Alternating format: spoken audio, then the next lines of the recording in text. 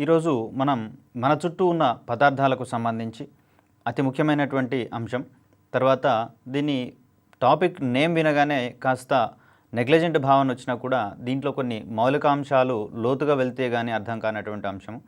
దీంట్లో భాగంగా మన చుట్టూ ఉన్న పదార్థాలు అనేటటువంటి టాపిక్లో భాగంగా సబ్ టాపిక్గా మనం దారాలు మరియు వాటి యొక్క రకాల గురించి నేర్చుకుందాం.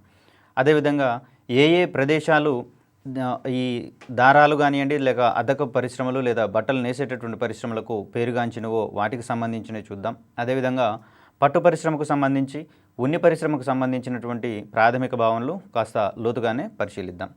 ప్రధానంగా రసాయనిక పదార్థాలను ఉపయోగించి తయారు చేసేటటువంటి దారాలను కృత్రిమ దారాలు లేదా సింథటిక్ దారాలు అంటాము. అదేవిధంగా ఈ ప్రత్తి, ఉన్ని, పట్టు, జనము మొదలైనటువంటి దారాలు వీటిని మొక్కలు మరియు జంతు సంబంధమైనటువంటి పదార్థాల ద్వారా లేకపోతే డైరెక్ట్గా వాటి ద్వారా తయారు చేస్తాం కాబట్టి వీటిని సహజ దారాలుగా మనం వర్గీకరిస్తాం. ప్రధానంగా దారాలకు సంబంధించి అవి ఏ విధంగా లభ్యమవుతాయి అనేటటువంటి అంశాల దృష్ట్యా మనం ఇక్కడ వాటిని సహజ దారాలు మరియు కృత్రిమ దారాలుగా మనం ఇక్కడ వర్గీకరించుకుంటాం. మొక్కలు, జంతువుల నుంచి వాటి యొక్క సంబంధమైనటువంటి పదార్థాల నుంచి కనుక డైరెక్ట్గా తీసుకుంటే వాటిని మనం సహజమైన దారాలు అని చెప్పేసి అని, కృత్రిమ రసాయనాల ద్వారా కనుక వాటిని తయారు చేసే వాటిని కృత్రిమ దారాలుగా మనం ఇక్కడ పరిగణిస్తాం. ఈ ప్రత్తి, ఉన్ని, పట్టు, జనుము వీటిని మనం సహజ దారాలుగా పరిగణిస్తాం. ఎందుకంటే ఇవి మొక్కలు మరియు జంతువుల నుంచి తయారు చేస్తాం కాబట్టి. తర్వాత పెట్రోల్ సంబంధమైనటువంటి రసాయనిక పదార్థాల నుంచి ఉపయోగించి తయారు చేసేటటువంటి మరొక రకమైనటువంటి ఈ దారాలను కృత్రిమ దారాలు లేదా సింథటిక్ దారాలుగా మనం ఇక్కడ పరిగణిస్తాము. దీనికి సంబంధించినటువంటి ఉదాహరణల మీద కూడా మనకు ప్రశ్నలు వచ్చినటువంటి దాఖలాలు ఉన్నాయి. నైలాన్, పాలిస్టర్, టెర్లిన్, అక్రిలిక్ వీటిని కృత్రిమంగా మన దైనందిన అవసరాలకు సరిపడా ఉండేటట్లుగా వివిధ పదార్థాలుగా తయారు చేస్తాం కాబట్టి వీటిని మనం ఇక్కడ కృత్రిమ దారాలుగా పరిగణిస్తాం. ఫర్ ఎగ్జాంపుల్ నైలాన్ ఇక్కడ మనం రెయిన్ కోట్ సంబంధమైనటువంటి పదార్థాలుగా తయారు చేస్తాం కాబట్టి రెయిన్ కోట్ల వాడకంలో వాడేటటువంటి దారాన్ని నైలాన్ అంటాం కాబట్టి ఇట్లాంటివి మనకు సహజ దారాల నుంచి ఈ రెయిన్ కోట్ వంటి వాటిని తయారు చేయలేం కాబట్టి ఇక్కడ మనకు కృత్రిమ దారాల యొక్క అవసరం ఎంతైనా ఉంటుంది. అదేవిధంగా సన్నని పీచుల వంటి ఈ దారంలో ఉండేటటువంటి సన్నని పీచుల వంటి వాటిని దారపు పోగులు అంటారు. ఈ పోగులను మెలిపెట్టడం ద్వారా వాటిని ట్విర్లు చేయడం ద్వారా ఇక్కడ మనకు దారాన్ని తయారు చేసి వివిధ అవసరాలకు మనం వాడుకుంటాం. ఇక్కడ ఈ పోగుల వంటి ఈ దారపు పోగులను ట్విర్లు చేయడం వలన దారాలు వస్తాయని, ఈ దారాల ద్వారానే మనం వస్త్రాలను నేస్తాం కాబట్టి ఇక్కడ ప్రధానంగా వస్త్రం అంటే అది దారాల యొక్క మిళితంగా మనం ఇక్కడ చెప్పుకోవచ్చు. తర్వాత పుస్తకాల బైండింగ్కి వాడేటటువంటి ఒక ప్రత్యేకమైన క్లాత్ ఉంటుంది. ఈ క్లాత్కు సంబంధించినటువంటి పదం గురించి అడిగే అవకాశం ఎక్కువగా ఉంది. ఎందుకంటే ఇక్కడ ఇది ఒక ప్రత్యేక అంశం కిందికి తీసుకుంటాం కాబట్టి పుస్తకాల బైండింగ్లో ఉపయోగించేటటువంటి ఈ క్లాత్ని మనం కాలికో క్లాత్గా మనం ఇక్కడ పరిగణించాల్సి ఉంటుంది. ఒకవేళ ఇదే పదాన్ని అడగదలుచుకుంటే పుస్తకాల బైండింగ్లో ఉపయోగించే గుడ్డను ఏమంటారు అనేటటువంటి అంశంలో రావచ్చు, లేదా క్యాలికో అనున్నది దేని గురించి తెలియజేస్తుంది అనేటటువంటి అంశంలో కూడా మనకు ప్రశ్న రావచ్చు. అడిగే విధానం వేర్వేరుగా ఉన్నా కానీ అంశం ఒకటే ఉంటుంది కాబట్టి ఈ రకమైనటువంటి సున్నితమైనటువంటి వ్యత్యాసాలను కూడా గుర్తులో పెట్టుకొని మనం ఇక్కడ ప్రిపేర్ కావాల్సినటువంటి అవసరం ఉంది. పుస్తకాల బైండింగ్లో ఉపయోగించే గుడ్డను కాలికో గుడ్డ అంటారు. కాలికో గుడ్డ దేనిని తెలియచేస్తుంది, లేకపోతే కాలికో గుడ్డ యొక్క ఉపయోగం ఏమిటి అనేటటువంటి అంశంలో కూడా మనకు ప్రశ్న పడేటటువంటి అవకాశం ఉంది. తర్వాత ఈ జనపనారకు సంబంధించినటువంటి దాని మీద మనకు గతంలో జనపనారతో తయారు చేసినటువంటి సంచులు కానివ్వండి, బస్తాలు కానివ్వండి విరివిగా లభ్యమయ్యాయి. ఇప్పుడు వాటి స్థానంలో ప్లాస్టిక్ మరియు క్యారీ బ్యాగ్స్ ఇవన్నీ వచ్చినాయి. కానీ ఈ జనము యొక్క బెరడుతో, జనము అనేటటువంటి మొక్క దీని యొక్క బెరడుతో తయారు చేసేటటువంటి ఈ దారపు పోగుల్ని మనం జనపనారగా భావిస్తాము. దీన్ని జనపనార అంటాము. జనపనారనే మరో రకంగా మనం బంగారు దారంగా కూడా పిలుచుకుంటాం. ఎందుకంటే దీని యొక్క ఉపయోగాలు ప్యాకేజ్ ఇండస్ట్రీలో చాలా ఉంది కాబట్టి జనపనారనే మనం బంగారు దారంగా పరిగణిస్తాము. ఇక్కడ పత్తి గింజల నుంచి నూలును తీసేటటువంటి క్రమంలో దానికి సంబంధించినటువంటి కొన్ని పదజాలాల మీద కూడా మనకు ప్రశ్నలు వచ్చేటటువంటి దాఖలాలు ఉన్నాయి. ఈ నూలు అనేది ప్రధానంగా పత్తికాయలో ఉండేటటువంటి దారపు పోగుల ఆధారంగా మనం ఇక్కడ తీస్తాం కాబట్టి దీనికి సంబంధించినటువంటి కొంత టెక్నికల్ టెర్మినాలజీ గురించి మనం ఇక్కడ చూద్దాం. పత్తికాయల నుంచి గింజలు తీసి దూదిని వేరు చేసేటటువంటి ఈ ప్రక్రియను ఏమంటారు అని, లేకపోతే జిన్నింగ్ అనే పదజాలం దేనిని తెలియచేస్తుంది లేదా సూచిస్తుంది అనే అంశంలో మనకు ప్రశ్నను ఎక్స్పెక్ట్ చేయవచ్చు. ఇక్కడ పత్తికాయల నుంచి గింజలు తీసేటటువంటి ఆ ప్రక్రియను దూదిని వేరు చేసేటటువంటి ఆ ప్రక్రియను జిన్నింగ్ లేదా ఏరివేయడం అనేటటువంటి ప్రక్రియగా మనం ఇక్కడ గుర్తుంచుకోవాలి. జిన్నింగ్ అనునది అనేటటువంటి ప్రశ్న రావచ్చు. లేకపోతే ఈ రకరకాలైనటువంటి ప్రాసెస్ల నేమ్ టెర్మినాలజీ ఇచ్చేసి దానికి సంబంధించినటువంటి వర్క్ను మరో పక్కన ఇచ్చేసి ఇక్కడ జతపరచమనేటటువంటి అంశంలో కూడా మనం ప్రశ్నలను ఎక్స్పెక్ట్ చేయవచ్చు. కాబట్టి ఈ టెర్మినాలజీకి సంబంధించినటువంటి పదజాలాన్ని మనం క్షుణ్ణంగా అధ్యయనం చేయాల్సి ఉంటుంది.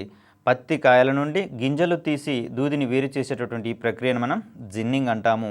తర్వాత ఈ వచ్చినటువంటి ఈ నూలును ఆధారంగా చేసుకొని మనం నేత నేస్తాము. ఈ నేత నేయడానికి ఉపయోగించేటటువంటి యంత్రాలనే మనం ఇక్కడ మగ్గాలు అంటాము. గతంలో గాంధీ గారు స్వతంత్ర ఉద్యమ సమయంలో ఈ మగ్గాల ద్వారానే దేశం మొత్తాన్ని కూడా ఏకం చేసినటువంటి పరిస్థితులను ఇక్కడ మనం చూడవచ్చు. ఒక వృత్తికి సంబంధించినటువంటి పరికరంగానే కాకుండా స్వాతంత్రోద్యమ కాలంలో దీని యొక్క ప్రాధాన్యత చాలా ఎక్కువగా ఉంది. నేత నేయడానికి ఉపయోగించేటటువంటి ఈ యంత్రాలను మనం మగ్గాలు అంటాము. ఇక్కడ మగ్గాలు అనేవి రెండు రకాలుగా ఉంటున్నాయి. ప్రాథమికంగా మన గృహంలోనే ఉంచుకొని ఇక్కడ చేతుల ద్వారా చేసేటటువంటి మగ్గాలను చేనేత మగ్గాలు అంటాము. అదే పారిశ్రామికంగా అత్యధిక మొత్తంలో క్లాత్ని తయారు చేయడం కోసం, తక్కువ టైంలో ఎక్కువ ప్రోడక్ట్ రావడం కోసం విద్యుత్ ద్వారా తయారు చేసేటటువంటి లేదా విద్యుత్ ద్వారా వస్త్రాలు తయారు చేసేటటువంటి మగ్గాలు కొన్ని ఉంటాయి. వీటిని మనం పవర్ లూమ్స్ లేదా మర మగ్గాలుగా భావిస్తాం.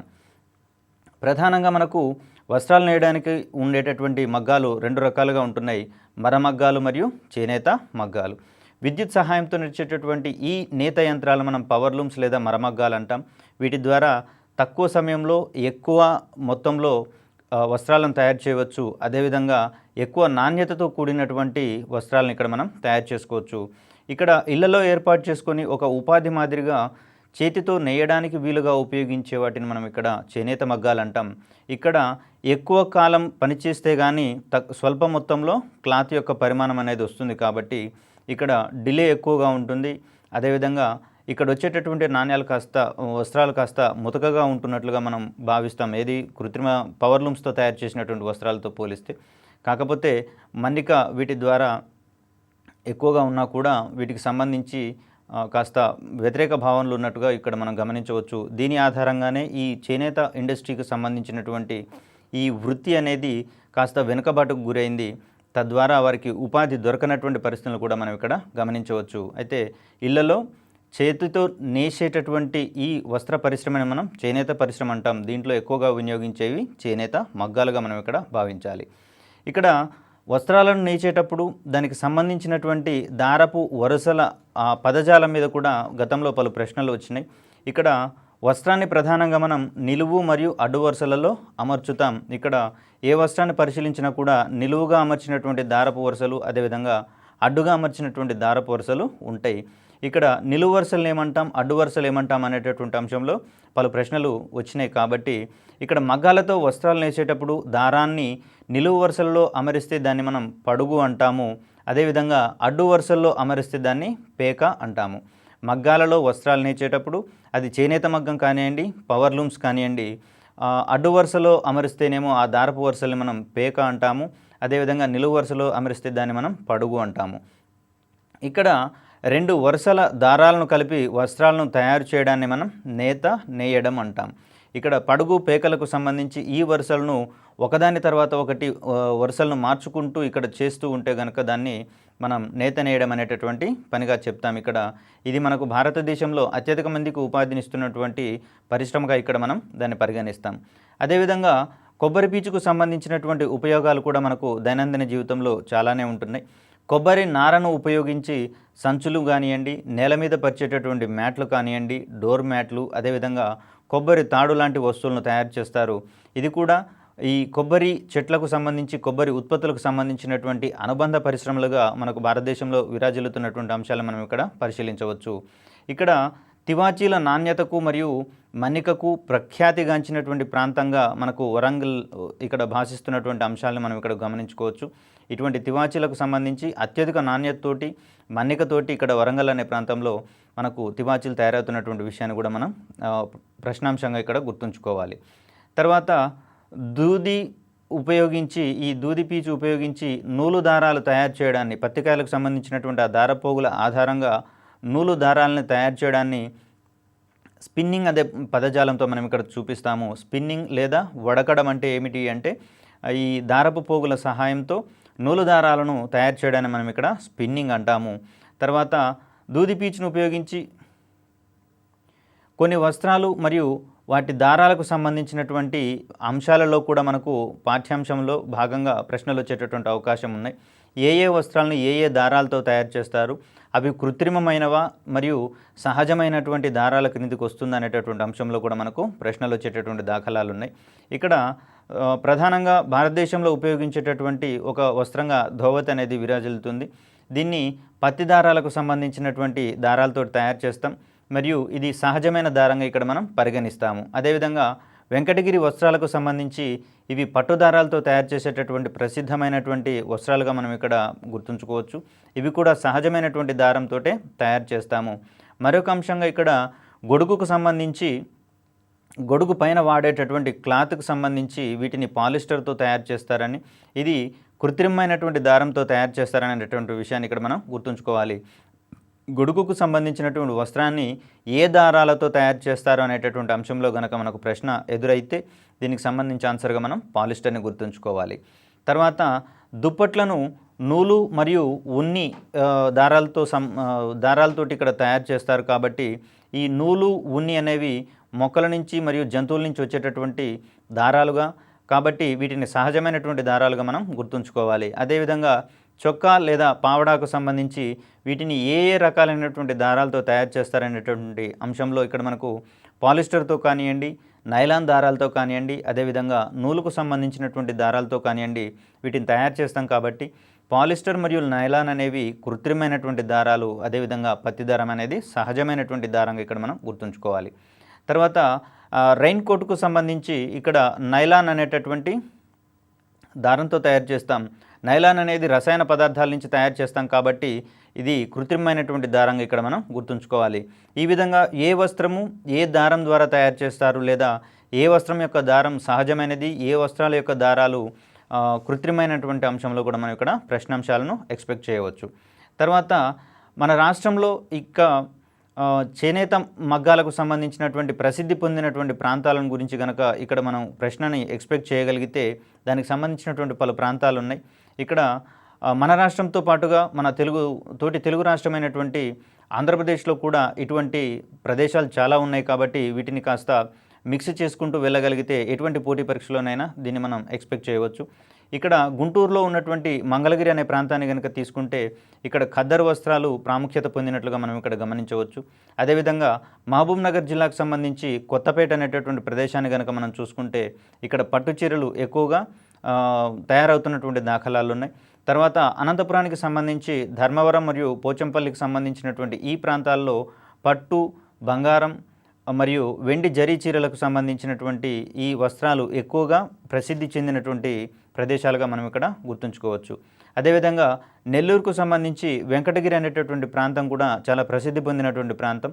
ఇక్కడ కూడా పట్టు, బంగారము, వెండి జరీ చీరలను ఇక్కడ తయారు చేస్తున్నటువంటి పరిస్థితులు మనం గమనించవచ్చు. క్రింది వానిలో పట్టు చీరలు, బంగారం, వెండి జరీ చీరలు తయారు కానటువంటి ప్రదేశం ఏమిటి అనేటటువంటి అంశంలో ప్రశ్న రావచ్చు. లేదా క్రింది వానిలో పట్టు, బంగారం, వెండి జరీ చీరలకు ప్రసిద్ధి పొందినటువంటి ప్రాంతం ఏమిటి అనేటటువంటి అంశంలో కూడా మనం ఇక్కడ ఒక ప్రశ్నని ఎక్స్పెక్ట్ చేయవచ్చు. కాబట్టి దీనికి సంబంధించినటువంటి అంశాలను గుర్తుంచుకోవాలి. తర్వాత ఈ మహబూబ్ నగర్ జిల్లాకి సంబంధించినటువంటి గద్వాల్ అనేటటువంటి ప్రాంతంలో ఇక్కడ కూడా పట్టు, బంగారం, వెండి జరీ చీరలను నేస్తున్నటువంటి పరిస్థితులు చూడవచ్చు. అదేవిధంగా సిరిసిల్ల మరియు నారాయణపేట వీటికి సంబంధించినటువంటి ప్రాంతాల్లో కూడా ఇక్కడ పట్టు, బంగారం మరియు వెండి జరీ చీరలకు ఇవి ప్రసిద్ధిగాంచినవిగా మనం ఇక్కడ చూడవచ్చు. క్రింది వానిలో ఏ ప్రదేశంలో పట్టు, బంగారం, వెండి జరీ చీరలు నేస్తున్నారనేటువంటి అంశంలో మనం ఇక్కడ ప్రశ్నలు లేదా జతపరచడానికి సంబంధించినటువంటి ప్రశ్నలు కూడా మనం ఇక్కడ ఎక్స్పెక్ట్ చేయవచ్చు. వాటికి జిల్లాలకు సంబంధించినటువంటి ప్రశ్నలుగా కూడా మనం ఇక్కడ ఎక్స్పెక్ట్ చేయవచ్చు. తర్వాత ఈ కృత్రిమ దారాలకు సంబంధించి వాటిని గుర్తించడానికి ఎటువంటి పరీక్షలు చేయాలనేటటువంటి అంశంలో మనకి ఇక్కడ ప్రశ్నలు ఎక్స్పెక్ట్ చేసేటటువంటి అవకాశాలు ఉన్నాయి. సహజమైనటువంటి దారాలను కనుక మనం ఇక్కడ కాల్చినప్పుడు పక్షి ఈక కాల్చినటువంటి వాసన వస్తుంది. అదే కృత్రిమ దారాలను కనుక కాలిస్తే ఇక్కడ మనకు ఘాటైనటువంటి వాసన వస్తుంది. ఇక్కడ వస్త్రాలు తయారు చేసిన తర్వాత కానీ దారాలుగా ఉన్నప్పుడు కానీ దానికి కావలసినటువంటి రంగులను అద్దేటటువంటి ప్రక్రియను అద్దకం అంటారు. ఈ ఇండస్ట్రీని మనం అద్దకపు పరిశ్రమగా మనం ఇక్కడ భావిస్తాం. ఇక్కడ వేసవి కాలంలో నూలు దుస్తులను ధరిస్తాం, చలికాలంలో ఉన్ని దుస్తులు ధరిస్తాం. దీనికి ప్రధాన కారణంగా వేసవి కాలంలో శరీరం నుంచి వెలువడేటటువంటి చెమటను అత్యధికంగా నూలు వస్తువులు పీల్చుకుంటాయి కాబట్టి ఈ విధంగా పీల్చుకున్న క్రమంలో శరీరం యొక్క ఉష్ణోగ్రత ఆటోమేటిక్గా చల్లబడుతుంది కాబట్టి ఈ సమయంలో మనం నూలు దుస్తులను ధరించడం ఉత్తమము. అదే చలికాలంలో ఉన్ని దుస్తులు అనేవి ఇక్కడ అధమ ఉష్ణవాహకంగా పనిచేస్తాయి కాబట్టి ఈ దుస్తులు వేసుకున్న తర్వాత దుస్తుల లోపల ఉన్నటువంటి వేడిని ఇది బయటికి పోనీయదు. అదేవిధంగా బయటి వాతావరణం నుంచి వచ్చేటటువంటి ఆ చల్లటి గాలిని లోనికి రానియదు కాబట్టి ఇక్కడ మనం వెచ్చగా ఉన్నటువంటి ఫీలింగ్ని పొందుతాం కాబట్టి చలికాలంలో ఈ ఉన్ని దుస్తులను ధరించడం అనేది చాలా ఉత్తమం. తర్వాత అదే వర్షాకాలంలో ఎటువంటి దుస్తులు ధరించాలనేటువంటి అంశంలో కనుక మనం చూసినట్లయితే ఇక్కడ వర్షాకాలంలో వర్షాలలో తడిచినప్పుడు త్వరగా ఆరిపోయేటటువంటి వస్త్రాలు ధరించడం ఉత్తమం కాబట్టి ఇక్కడ కృత్రిమ దారాలు ఎక్కువగా నీటిని పీల్చుకోవు కాబట్టి ఇక్కడ వర్షాకాలంలో కృత్రిమ దారాలతో తయారు చేసినటువంటి త్వరగా ఆరిపోయేటటువంటి వస్త్రాలను ధరించడం ఉత్తమం కాబట్టి వర్షాకాలంలో ఎక్కువగా నూలు వస్త్రాలను ధరించకుండా కృత్రిమ దారాలతో తయారు చేసినటువంటి వస్త్రాలు ధరించడం ఉత్తమంగా భావిస్తాం. ఇక్కడ ఈ ఆప్కో అనేది ఆంధ్రప్రదేశ్ చేనేత సహకార సంఘానికి గుర్తు. ఈ కేంద్రం ద్వారానే మనం ఇప్పటివరకు చేనేత వస్త్రాలకు సంబంధించినటువంటి ఈ అమ్మకాలు కానివ్వండి, కొనుగోలు కానివ్వండి వీటిని జరుపుకున్నామనేటటువంటి అంశాన్ని ఇక్కడ గుర్తుంచుకోవాలి. చేనేత సంఘాల ద్వారా వస్త్రాన్ని కొనుగోలు చేసి దీన్ని మార్కెట్లో అందరికీ అందుబాటులో ఉంచేటటువంటి ఒక సంఘంగా ఇక్కడ మనం ఆప్కోను గుర్తిస్తాం. తర్వాత ఈ జనపనార నూలుబోగుల కంటే దృఢంగా ఉంటుంది, అదేవిధంగా గరుకుగా ఉంటుంది కాబట్టి దీన్ని ఎక్కువగా మనం ప్యాకేజింగ్ ఇండస్ట్రీలలో వాడేటటువంటి పరిస్థితులు ఇక్కడ మనం చూడవచ్చు. నూలుపోగులతో ప్యాకేజింగ్ని కనుక చేసినట్లయితే అది సులభంగా చిరిగిపోతుంది, కానీ జనపనారను కనుక తీసుకుంటేది దృఢంగా ఉంటుంది, దానికంటే గరుకుగా ఉంటుంది కాబట్టి ఈ జనపనారతోటి ప్యాకేజింగ్ చేసినప్పుడు అది ఎక్కువ కాలం పాటు చిరగకుండా లేదా డ్యామేజ్ కాకుండా ఉంటుంది కాబట్టి దీన్ని జనపనారతో చేస్తాము. తర్వాత ఈ దారాన్ని మనం తక్లీతోటి ఉడికేటటువంటి పరిస్థితులు ఇక్కడ మనం గమనించుకోవచ్చు. తర్వాత ప్రస్తుతం వాడుతున్నటువంటి ఈ పాలిథిన్ సంచులు నేలలో సులభంగా కలిసిపోవు, అదేవిధంగా అవి ఎక్కువ కాలం పాటు అలాగే ఉంటాయి. తర్వాత ఈ ఆవులు వంటి వాటికి, తర్వాత మేకల వంటి వాటికి వీటి ద్వారా ఎన్నో నష్టాలు జరుగుతున్నాయి కాబట్టి వీటికి ప్రత్యామ్నాయంగా వాడబడేటటువంటి సంచులుగా మనం జనపనార సంచులను గమనించుకోవచ్చు. తర్వాత పాలిస్టర్ దారాలని మనం వీటిని కృత్రిమ దారాలుగా పరిగణిస్తున్నాం. వీటిని పెట్రోలియం వంటి రసాయనాల నుంచి తయారు చేసేటటువంటి పరిస్థితులు ఇక్కడ మనం గమనించుకోవాలి. తర్వాత వస్త్ర పరిశ్రమలలో కర్బన పదార్థాల యొక్క ఆవిష్కరణ సరికొత్తగా జరిగిందని చెప్పేసి దీని ద్వారా ఎక్కువ కాలం పాటు వస్త్రాలు మన్నికతోటి ఉంటున్నాయని చెప్పేసి చాలా సున్నితత్వం కూడా పెరిగిందనేటటువంటి అంశాన్ని ఇక్కడ మనం గమనించుకోవచ్చు. తర్వాత ప్రపంచంలో ఎక్కువగా ఉన్ని వస్త్రాల తయారీకి గొర్రెల ఉన్నిని ఉపయోగిస్తారని చెప్పేసి తెలుసుకోవచ్చు. ఇక్కడ గొర్రెలకు సంబంధించినటువంటి ఇండస్ట్రీని ఎక్కువగా కనుక దీన్ని ప్రోత్సహిస్తే వాటి ద్వారా వచ్చేటటువంటి ఉన్ని పలు రకాలైనటువంటి ఉపయోగాలకు ఉపయుక్తంగా ఉంటుంది కాబట్టి ఈ పరిశ్రమ ఎక్కువగా ఉంటుందనేటటువంటి అంశాన్ని ఇక్కడ మనం గమనించుకోవచ్చు. తర్వాత 1823వ సంవత్సరంలో చార్లెస్ మెకింతోష్ అనేటటువంటి శాస్త్రవేత్త వర్షానికి తడవని బట్టలను తయారు చేశాడు. ఫలితంగా మనకి ఇక్కడ రెయిన్ కోట్ వంటి కాన్సెప్ట్స్ ఎక్కువగా డెవలప్ కావడం జరిగింది. ఇక్కడ వాల్డో ఎల్ సీమన్ అనేటటువంటి శాస్త్రవేత్త ఫ్లెక్సీల తయారీలో వినియోగించేటటువంటి పాలీవినైల్ క్లోరైడ్, దీన్ని పీవీసీగా మనం భావిస్తాము. ఈ పాలీవినైల్ క్లోరైడ్ని తయారు చేసినటువంటి శాస్త్రవేత్త వాల్డో ఎల్ సీమన్ దీన్ని ఫ్లెక్సీల తయారీలో కూడా ఉపయోగిస్తారు. తర్వాత డాక్టర్ మియోషి ఓకమోటో అనేటటువంటి శాస్త్రవేత్త మొట్టమొదటగా సూక్ష్మమైనటువంటి దారాన్ని తయారు చేసినటువంటి శాస్త్రవేత్తగా ఈయన గుర్తిస్తాము. ఈయన 1970వ సంవత్సరంలో మైక్రో ఫైబర్ని తయారు చేశారు. ఇదే మొట్టమొదటి సూక్ష్మదారంగా మనం పరిగణిస్తాము. కర్రగుజ్జుకు రసాయనాలను కలిపి రేయాన్ దారాలను తయారు చేస్తాము. అదేవిధంగా ఒక పత్తికాయను కనుక మనం చూసినట్లయితే దాని నుంచి 500 మీటర్ల పొడవైన దారాలని మనం ఇక్కడ తీయవచ్చు. పత్తికాయకు ఉండేటటువంటి ఆ దారపోగుల సహాయంతో 500 మీటర్స్ పొడవైనటువంటి దారాన్ని మనం ఇక్కడ చేయవచ్చు. మన చుట్టూ ఉన్న పదార్థం అనేటటువంటి పాఠ్యాంశంలో భాగంగా ఇప్పటివరకు దారాలు మరియు వాటి యొక్క రకాలకు సంబంధించినటువంటి ప్రాథమిక అంశాల గురించి మాట్లాడుకున్నాం. ఏవి సహజ దారాలు, ఏవి కృత్రిమ దారాలు, అదేవిధంగా ఇక్కడ దారాలను తయారు చేసేటటువంటి ప్రక్రియకు సంబంధించినటువంటి స్పిన్నింగ్, ఇటువంటి జిన్నింగ్ వంటి పదజాలం గురించి నేర్చుకున్నాం. అదేవిధంగా దారాలకు సంబంధించినటువంటి ప్రధాన పరిశ్రమలైనటువంటి పట్టు మరియు ఉన్ని పరిశ్రమలు, వాటికి సంబంధించినటువంటి సాధారణ పదజాలము, దానికి సంబంధించి ఏ ఏ ప్రాసెస్లు ఉంటాయనేటటువంటి అంశాల మీద ఇప్పుడు మనం నేర్చుకుందాం. ఇక్కడ మరొక ముఖ్యమైనటువంటి ప్రక్రియగా విరంజన ప్రక్రియను గురించి మనం ఇక్కడ చూస్తాము. ఇక్కడ దారాలకు వివిధ రకాలైనటువంటి రంగులను అంటించేటటువంటి ఆ ప్రక్రియని అద్దకపు ప్రక్రియగా మనం ఇక్కడ భావిస్తాము. ఇక్కడ రంగులను అద్దడానికి ముందుగా దారపు పోగులను శుభ్రం చేసేటటువంటి ప్రక్రియను మనం విరంజన ప్రక్రియగా గమనిస్తాము. ఇక్కడ రకరకాలైనటువంటి దారాలు వివిధ రంగుల్లో ఉంటాయి కాబట్టి వాటన్నిటికీ ఒకే రకమైనటువంటి రంగు అద్దకం చేయాలంటే వాటిని ముందు విరంజనం అనేటటువంటి ప్రక్రియకు లోను చేయాలి. ఈ తర్వాత వాటికి ఏకరీతిగా రంగులు అద్దేటటువంటి ప్రక్రియ మొదలవుతుంది. తర్వాత ఈ ప్రాసెస్లో భాగంగా ఉన్నిని ప్రవహించేటటువంటి నీటిలో శుభ్రం చేసేటటువంటి ఆ ప్రక్రియను ఏమంటారు అనేటటువంటి అంశంలో మనం ప్రశ్నను ఎదుర్కోవచ్చు. దీనికి సంబంధించినటువంటి పదజాలంగా మనం స్కోరింగ్ లేకపోతే కడగటం అనేటటువంటి అంశాన్ని గుర్తుంచుకోవాలి.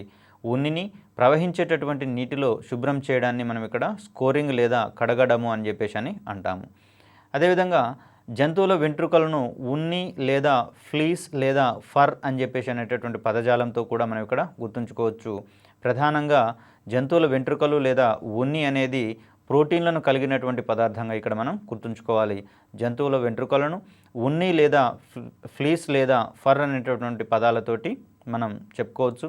ఒకవేళ ప్రశ్నాంశం అడగాలనుకుంటే ఫర్ అనగా కింది వానిలో ఏది అని, లేదా ఫ్లీస్కు సంబంధించినటువంటి పదార్థంగా దేన్ని సూచిస్తారనేటువంటి అంశంలో మనకు ప్రశ్న వచ్చే దాఖలాలు ఉంటాయి. కాబట్టి జంతువుల యొక్క వెంట్రుకలకు ఈ పదజాలాన్ని మనం అనుబంధ పదాలుగా మనం గుర్తుంచుకోవాలి. తర్వాత గొర్రెల నుంచి ఉన్ని తొలగించేటటువంటి ప్రక్రియను ఏమంటారు అనేటటువంటి అంశంలో మనకు ప్రశ్న ఎక్స్పెక్ట్ చేయవచ్చు. ఇక్కడ రేజర్లను ఉపయోగించి గొర్రెల నుంచి ఉన్నిని కత్తిరించి తొలగించేటటువంటి ఈ ప్రక్రియను మనం షియరింగ్ లేదా కత్తిరించడము అంటారు. ఇక్కడ పదజాలాన్ని ఇచ్చేసి దానికి సంబంధించినటువంటి అర్థం వచ్చేటటువంటి విషయాన్ని లేదా సంకేతాన్ని ఎదురుగా ఇచ్చేసి జతపరచమనేటటువంటి అంశంలో కూడా మనం ప్రశ్నని ఎక్స్పెక్ట్ చేయవచ్చు. ఇక్కడ పదజాలాన్ని ఒక లిస్టులోను, అదేవిధంగా వాటికి సంబంధించినటువంటి భావజాలాన్ని మరొక లిస్టులోను ఇచ్చేసి వీటిని జతపరచమనేటటువంటి అంశంలో ప్రశ్నలు రావచ్చు. దీంట్లో ప్రధానంగా ఈ షీరింగ్కి సంబంధించి కానివ్వండి, తర్వాత ఈ ఫ్లీస్, ఫర్ అనేటటువంటి పదజాలానికి సంబంధించి కానివ్వండి, జతపరిచే క్రమంలో ఇక్కడ ప్రశ్నలు మనం ఎక్కువ ఎక్స్పెక్ట్ చేయవచ్చు. రేజర్లను ఉపయోగించి ఉన్నిని తొలగించేటటువంటి ప్రక్రియగా మనం షేరింగ్ను గుర్తుంచుకోవాలి. తర్వాత ఈ ఉన్ని వస్త్రాలను కానివ్వండి, ఉన్నికి సంబంధించినటువంటి పరిశ్రమలలో ఏ ఏ జంతువులకు సంబంధించినటువంటి ఉన్నిని వినియోగిస్తారనే క్రమంలో కూడా మనకు ప్రశ్న ఎక్స్పెక్ట్ చేయవచ్చు. ఇక్కడ గొర్రె, మేక, జడల బర్రె, లామ మరియు ఒంటె వంటి మొదలైనటువంటి జంతువుల వెంట్రుకలతోటి మనం ఉన్నిని తయారు చేస్తాం. ప్రధానంగా ఉన్ని పరిశ్రమలో ఎక్కువగా వినియోగించబడేటటువంటి జంతువుల వెంట్రుకలుగా వీటిని మనం పరిగణిస్తాము.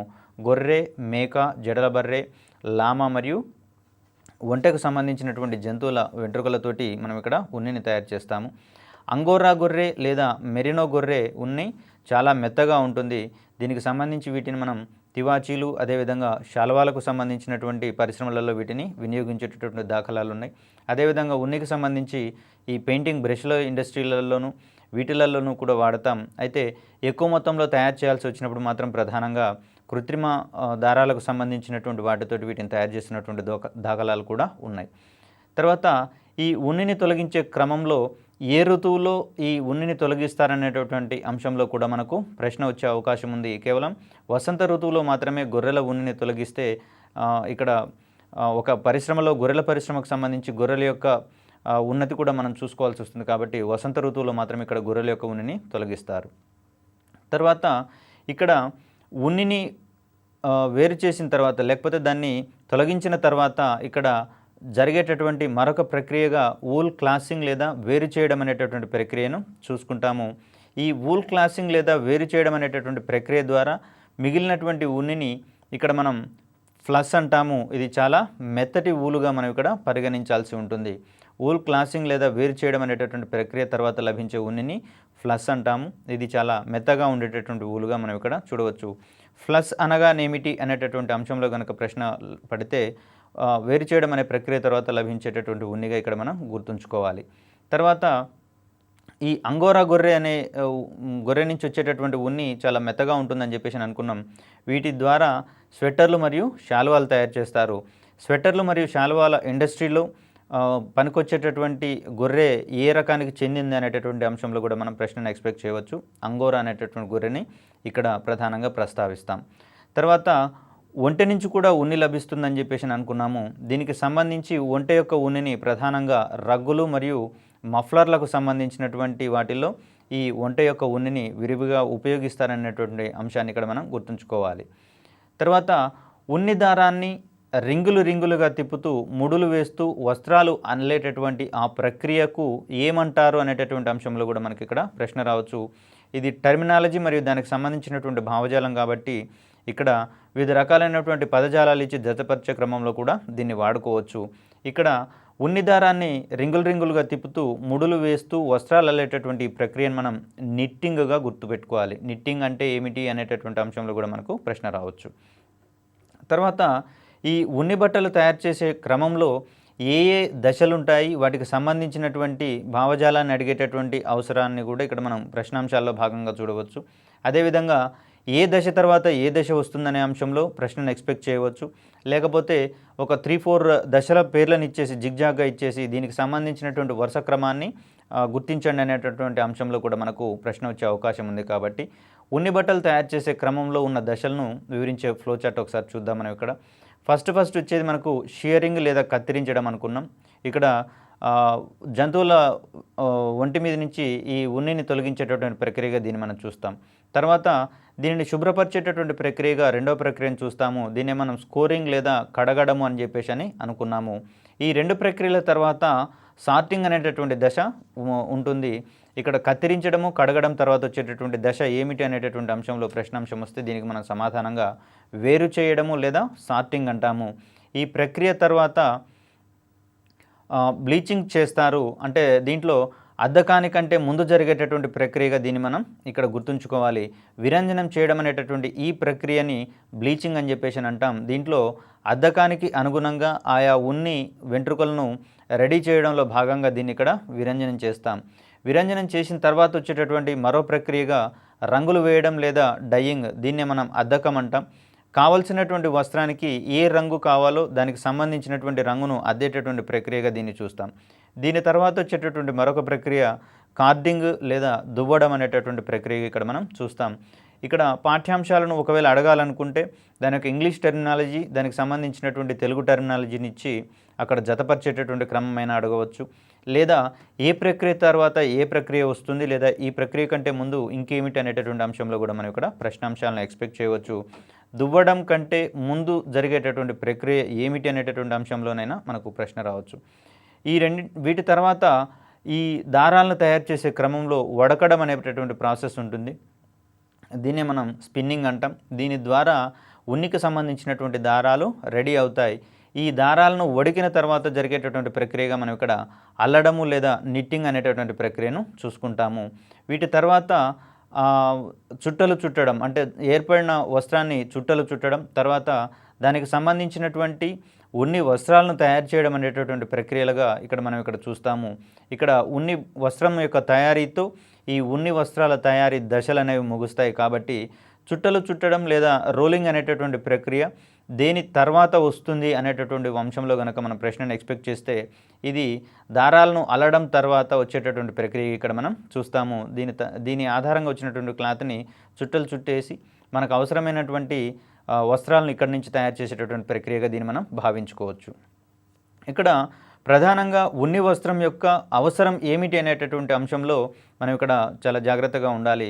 ఇక్కడ ఉన్ని దారాలలో గాలి నిల్వ ఉంటుంది కాబట్టి ఈ గాలి అనేది అధమ ఉష్ణవాహకంగా ప్రవర్తిస్తుంది. కాబట్టి ఈ సందర్భాలలో ఈ ఉన్ని దారాల్లో ఉండేటటువంటి ఆ గాలి అనేది లోపల వైపు నుంచి వస్త్రాల లోపలికి బయటి గాలిని రానియదు, అదేవిధంగా వస్త్రాల లోపల వైపు ఉన్నటువంటి వేడి గాలిని బయటికి పోనీయదు. కాబట్టి ఇక్కడ ఉన్ని కూడా ఒక రకమైనటువంటి అధమ ఉష్ణవాహకంగానే ప్రవర్తిస్తుంది. కాబట్టి వేసవి కాలాలలో మరియు చలిగా ఉన్నటువంటి పరిస్థితులలో ఉన్ని వస్త్రాలను వేసుకోవడం అనేది ఎక్కువగా జరుగుతుంది. కాబట్టి దీనికి ప్రధాన కారణంగా ఉన్ని లేదా ఉన్ని దారాల్లో ఉండేటటువంటి గాలి అధమ ఉష్ణవాహకంగా ప్రవర్తిస్తూ ఇక్కడ చల్లటి గాలిని మన శరీరం తాకకుండా నిరోధిస్తుంది. కాబట్టి వీటిని ఎక్కువగా వాడేటటువంటి పరిస్థితులను చూడవచ్చు.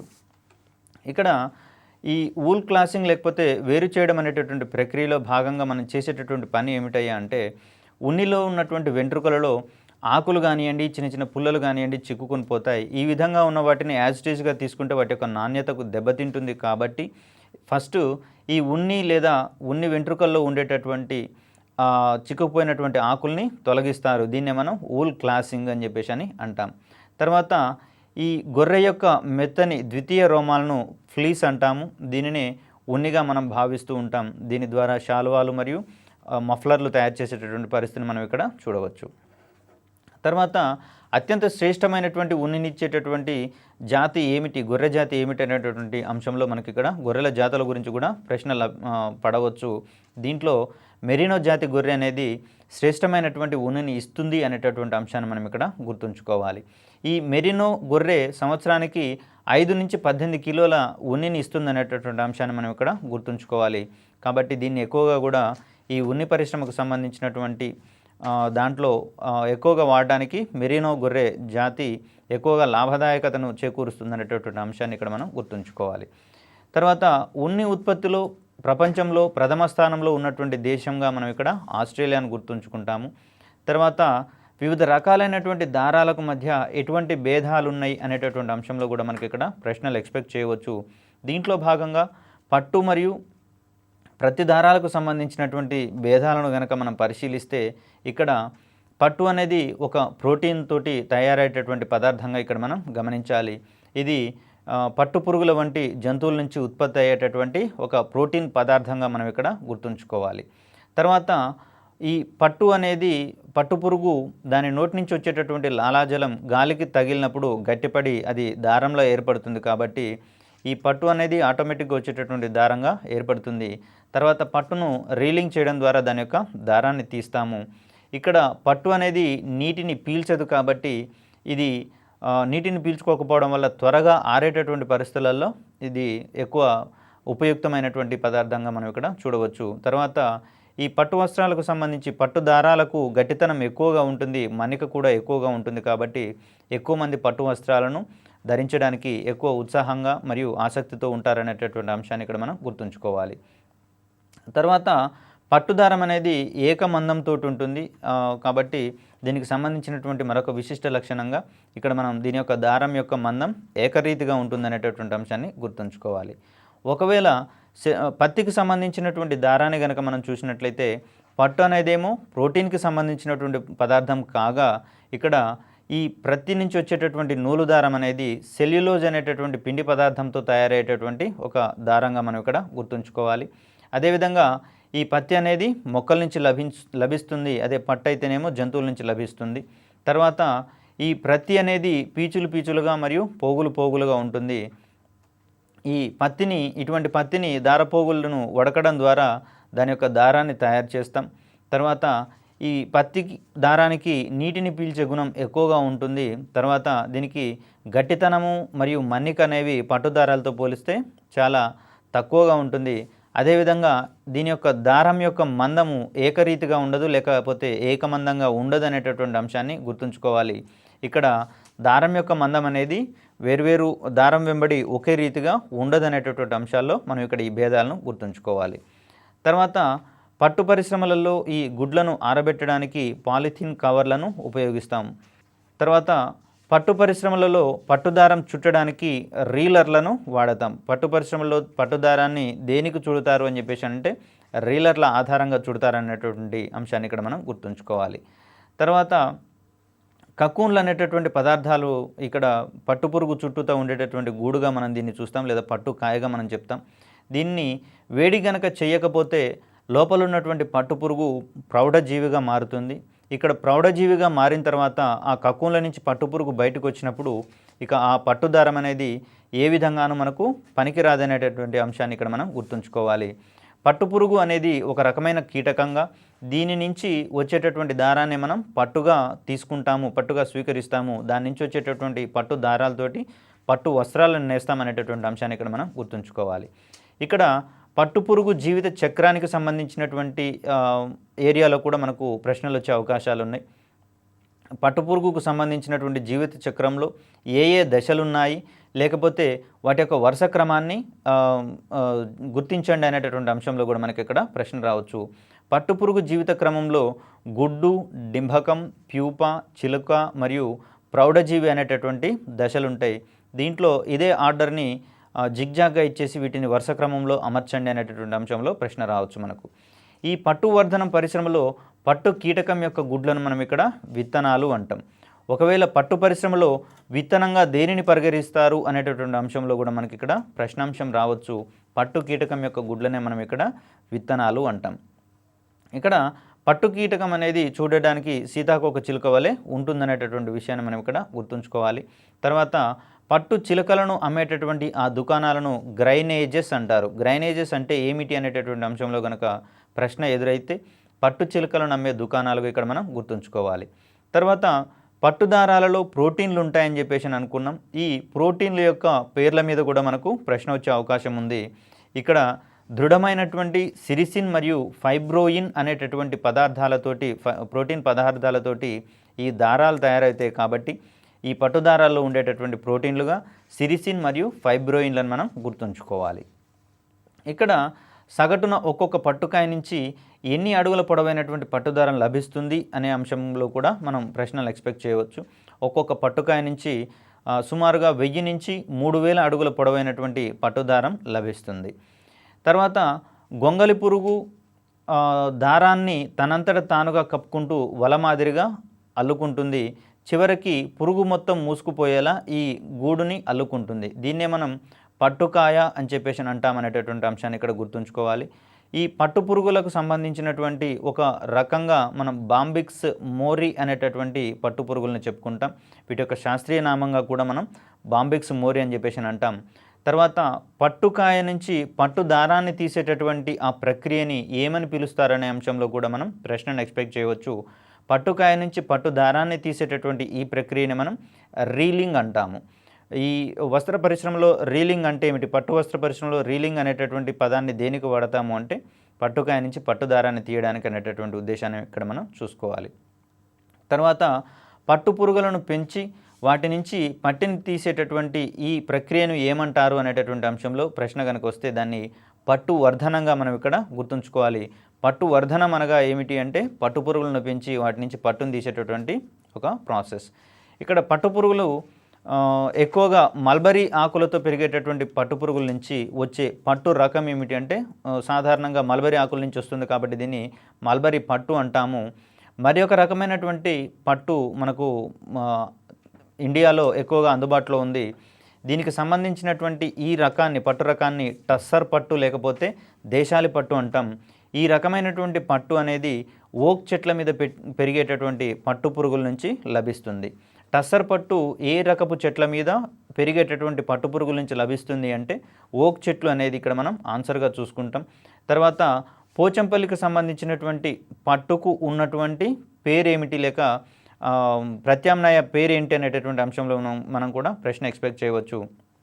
ఈ పోచంపల్లి పట్టును మనం టై అండ్ డై పట్టు లేదా జమదాని పట్టు అని చెప్పేసి పిలుస్తామనేటటువంటి అంశాన్ని ఇక్కడ మనం గుర్తుంచుకోవాలి. ఇక్కడ మన రాష్ట్రంలో పోచంపల్లికి సంబంధించినటువంటి ఈ ప్రాంతాన్ని పట్టు పట్టణం అని చెప్పేసి అంటామని గుర్తుపెట్టుకోవాలి. తర్వాత పట్టు పురుగు డింభకాలను చంపడాన్ని మనం ఇక్కడ స్టిఫింగ్ అనేటటువంటి పదజాలంతో చెప్తాము. స్టిఫింగ్ అనగా ఏమిటి, లేకపోతే ఈ పదజాలానికి సంబంధించినటువంటి రీలింగ్, స్టిఫింగ్ ఈ పదాలను ఒక లిస్టులో ఇచ్చి వాటికి సంబంధించినటువంటి భావజాలం లేదా ఉద్దేశాలను మరొక లిస్టులో ఇచ్చి జతపరిచే ప్రశ్నలు మనకి ఇక్కడ ఎక్స్పెక్ట్ చేయవచ్చు. తర్వాత ఈ డింబకాలను పట్టుపురుగు డింబకాలను 10 నుంచి 15 నిమిషాల పాటు వేడి నీటిలో ఉడికిస్తారు. ఈ స్టిఫింగ్ చేయకపోతే కకూన్లోని పట్టు మొత్తం నాశనం అయిపోయి రీలింగ్ చేయడానికి పనికిరాదు. కాబట్టి స్టిఫింగ్ ఆధారంగానే మనం ఇక్కడ పట్టుపురుగును పట్టు వస్త్ర పరిశ్రమలకు సంబంధించినటువంటి ఉపయోగాలకు వాడుకునేటటువంటి ప్రాసెస్ని ఇక్కడ మనం చూడవచ్చు. ఈ పట్టు అనేది ఒక రకమైనటువంటి ప్రోటీన్గా, ప్రతి అనేటటువంటిది సెల్యులోజ్ అనే ఒక కార్బోహైడ్రేట్గా మనం ఇక్కడ గుర్తుంచుకోవాలి. ఇక్కడ తూర్పు భారతదేశంలో పట్టును ఏ పేరుతో పిలుస్తారు అనేటటువంటి అంశంలో కూడా మనకి ఇక్కడ ప్రశ్న వచ్చే అవకాశం ఉంది. తూర్పు భారతదేశంలో పట్టును పాట్ అంటాము. తర్వాత పట్టు పురుగులను పెంచేటటువంటి ఆ వెదురు పళ్ళాలను మనం ఇక్కడ చంద్రికలు అనేటటువంటి పదజాలంతో సూచిస్తాం. తర్వాత పట్టు కోసం పట్టు పురుగులను పెంచేటటువంటి ఈ ఇండస్ట్రీని మనం ఇక్కడ సిరికల్చర్గా చూసుకుంటాం. పట్టుపురుగు యొక్క శాస్త్రీయ నామం బాంబిక్స్ మోరీగా మనం ఇక్కడ చూస్తాం. ఆడపట్టు పురుగు ఒకేసారి సుమారుగా ఒక 500 గుడ్లను పెట్టి తర్వాత చనిపోతుంది. 30 నుంచి 35 రోజుల తర్వాత ఈ బయటకు వచ్చినటువంటి పట్టు పురుగులు 30 నుంచి 35 రోజుల తర్వాత తినటం మానివేసి తన చుట్టూ ఒక కోశాన్ని అల్లుకుంటుంది, ఒక గూడును అల్లుకుంటుంది. దీనినే మనం పట్టుకాయ లేదా కక్కున్గా అంటాము. ప్రపంచవ్యాప్తంగా మొట్టమొదటగా పట్టు వాడకాన్ని ప్రారంభించినటువంటి దేశంగా ఇక్కడ మనం చైనాను సూచిస్తే, ఉన్ని ఉత్పత్తిలో ఆస్ట్రేలియా మరియు చైనా దేశాలు మొదటి స్థానంలో ఉన్నటువంటి ప్రక్రియని ఇక్కడ మనం చూడవచ్చు.